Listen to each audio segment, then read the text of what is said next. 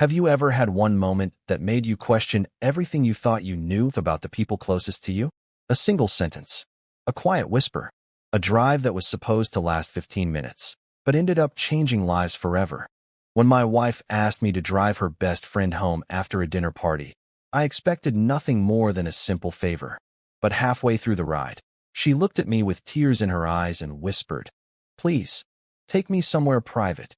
I had no idea that the next hour would test my character, my marriage, and prove that one act of kindness can save someone from giving up. Before we begin, welcome to Kindness Storyline. If stories about compassion, hope, and life-changing moments inspire you, please subscribe, like this video, and leave a comment sharing a time when kindness changed your life. Your support helps us bring more heartfelt stories every week. My name is Ethan, and I was 29 years old when everything happened. My wife, Sophie, and I had been married for 3 years. We lived in a quiet neighborhood outside Chicago and enjoyed a simple life. Sophie had a best friend named Lily, who was 27. They had been inseparable since college. Lily was always smiling around other people. She was funny, confident, and the kind of person who could make an entire room laugh. But sometimes I noticed something different in her eyes when everyone else was distracted. It was a sadness she always managed to hide before anyone could ask about it. One Friday evening, Sophie invited several friends over for dinner. The night was filled with laughter, music, and homemade food. Around 10 o'clock, people began leaving. Lily admitted she didn't feel comfortable driving because she had enjoyed a couple of glasses of wine. "Ethan," Sophie asked, "would you mind taking Lily home?" "Of course," I answered. The drive began quietly. Soft music played through the speakers while the city lights reflected against the windshield. We talked about work, favorite movies, and childhood memories. Then the conversation stopped. A few minutes later, Lily's voice became barely louder than a whisper. "Can you take me somewhere private instead of home?" I looked at her, confused. "Are you okay?" She stared out the window, tears slowly rolling down her face. "I don't want anyone to see me like this." Instead of asking more questions while driving, I pulled into a quiet park overlooking a small lake. The parking lot was nearly empty, and the peaceful surroundings felt safe. For several minutes, neither of us spoke. Finally, Lily broke the silence. "I've been pretending everything is fine for over a year." She explained that she had lost her marketing job 8 months earlier. Since then, she had burned through nearly all of her savings while secretly caring for her mother, who had been struggling with serious medical bills. She never told Sophie because she didn't want anyone to pity her. "I smile because it's easier than explaining why I'm falling apart," she said. Then she admitted something that broke my heart. "I've been sitting alone every night wondering if anyone would even notice if I disappeared." Those words hit me harder than anything I had ever heard. I realized she didn't need money in that moment. She needed someone willing to listen without judging her. For almost an hour, I simply listened. I didn't interrupt. I didn't try to solve every problem. I just reminded her that her life mattered. When she finished talking, I said something my own father had once told me during the hardest season of my life. "You don't have to carry every burden alone." Strong people aren't the ones who never ask for help. They're the ones brave enough to let others stand beside them. She cried harder than before. But this time, they weren't hopeless tears. Before taking her home, I asked if she would allow Sophie and me to help. She hesitated. Then she nodded.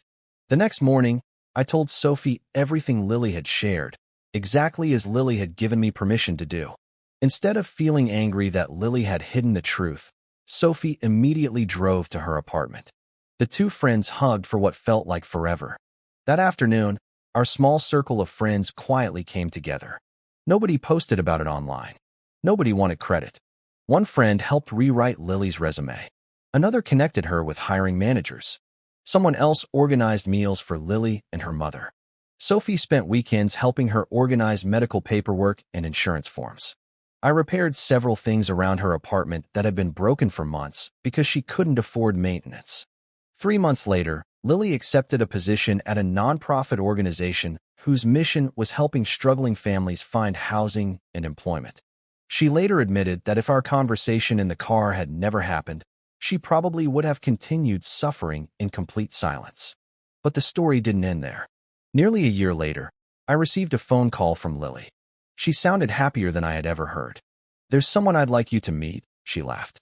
She introduced us to Daniel, a kind teacher she had met while volunteering. Watching her smile again reminded me that healing often begins long before happiness returns. At their wedding the following spring, Lily stood before everyone and shared a story. She never mentioned every painful detail. Instead, she simply looked at Sophie and me. One night, she said, someone chose kindness instead of assumptions. Someone listened instead of judging. That conversation saved my future. There wasn't a dry eye in the room. Driving home afterward, Sophie reached over and squeezed my hand. "I'm proud of you," she whispered. I smiled. "I didn't do anything special." She shook her head. "You stopped long enough to notice someone was hurting. Most people are too busy." Her words stayed with me. Since then, I've learned something important.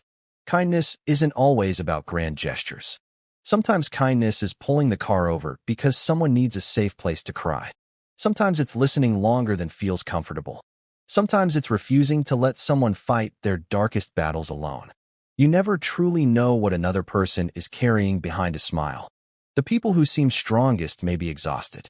The people who laugh the loudest may be hiding the deepest pain.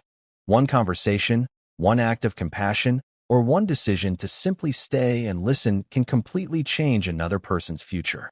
So today, if someone crosses your mind, send them a message. Make the phone call. Ask how they're really doing. And be willing to hear the honest answer. Because kindness doesn't always change the whole world. Sometimes it changes one life. And for that one person, it becomes their whole world. Thank you for spending this time with Kindness Storyline. If this story touched your heart, remember to spread kindness wherever you go. A few caring words, a listening ear, or a simple act of compassion may become the reason someone chooses hope again. Until next time, keep choosing kindness, because every act of love creates a brighter tomorrow.